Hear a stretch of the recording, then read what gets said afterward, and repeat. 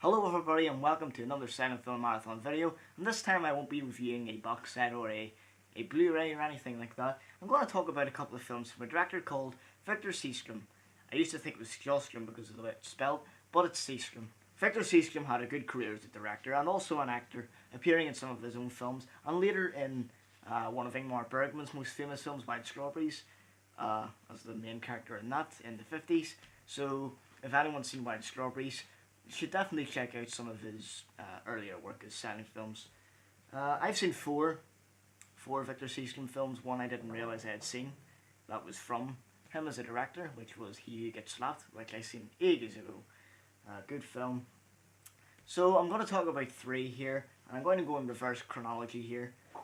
The first one I'll be talking about is The Wind, and then The Phantom Carriage, and then a very, very underseen, unknown classic, I think, A Man There Was. It's very hard to find. I found it on YouTube with English captions.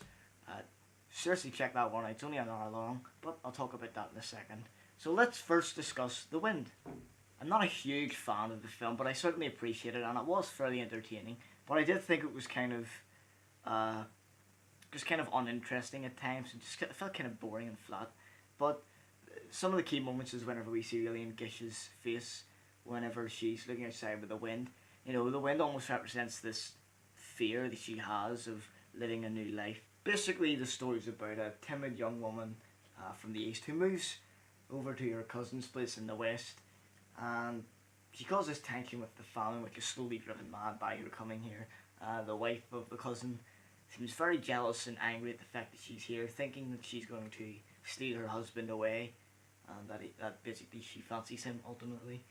So it's interesting to see that conflict there between the wife and this frail young woman, played by Lillian Gish, of course, also.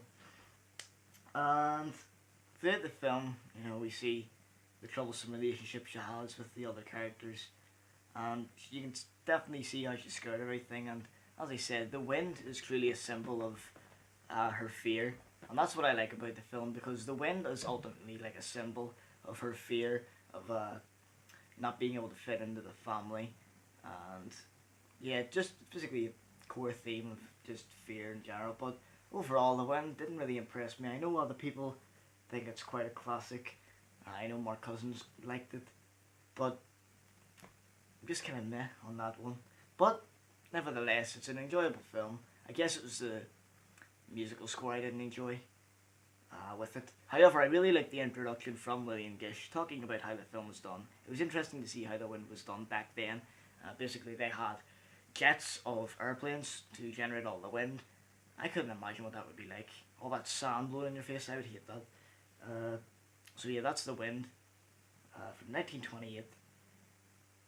And that is one of his USA films. So now I'm moving back to 1921 with his film The Phantom Carriage, which came out in Sweden. This is a very, very famous film due to the actual carriage sequence itself and the dreams that it involves. And it's very ahead of its time, the film. You can definitely see how it stands out from the films of the time. It's got very good lighting, the acting's very good, and the film's narrative structure is quite impressive for the time, because it's got a flashback structure. It's flashbacks within flashbacks and dream sequences. It's really interesting to see that done back in 1921. So the plot of this film, basically, it's New Year's Eve and there's these three drunk men talking of a legend, and basically it's about how on New Year's Eve every year, if a man dies, a phantom chariot will pick them up, pick up the souls of the dead. And David Home, one of the three drunk guards, dies at the last stroke of midnight.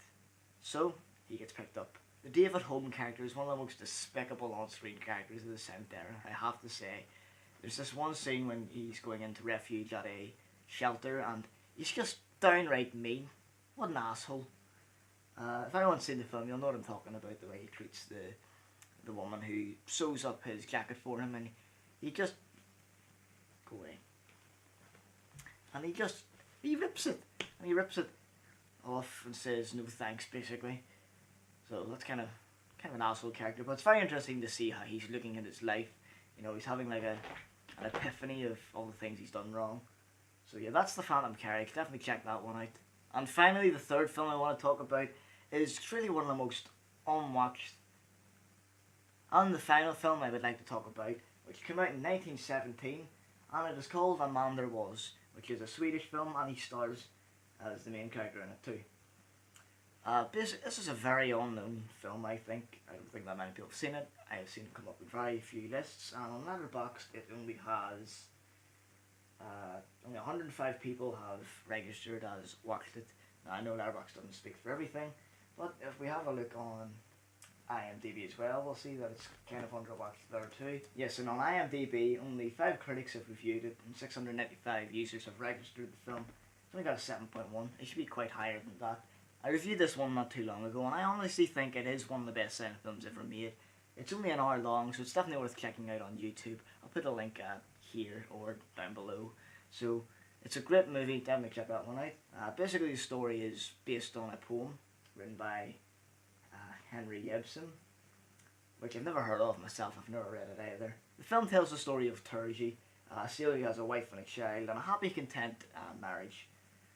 Through unfortunate events, he suffers the loss of his family at the cost of another man, which we see in the film. And several years later, he finds his enemy depending on him, and he has to decide whether or not to avenge himself.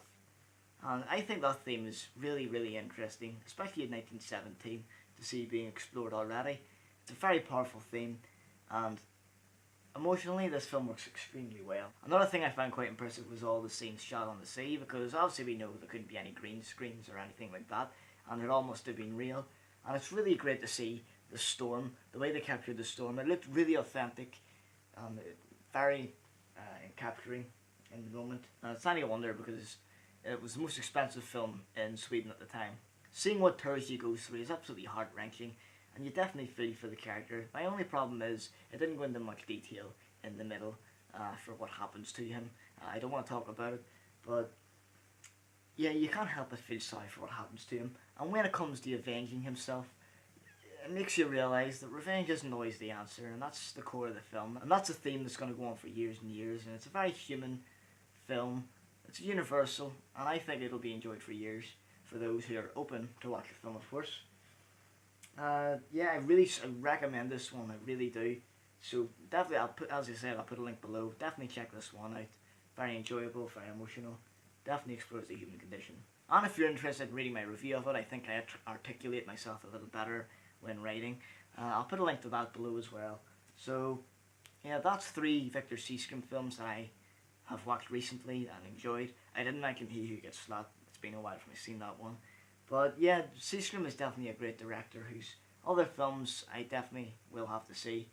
I just realised I say definitely a lot, so sorry.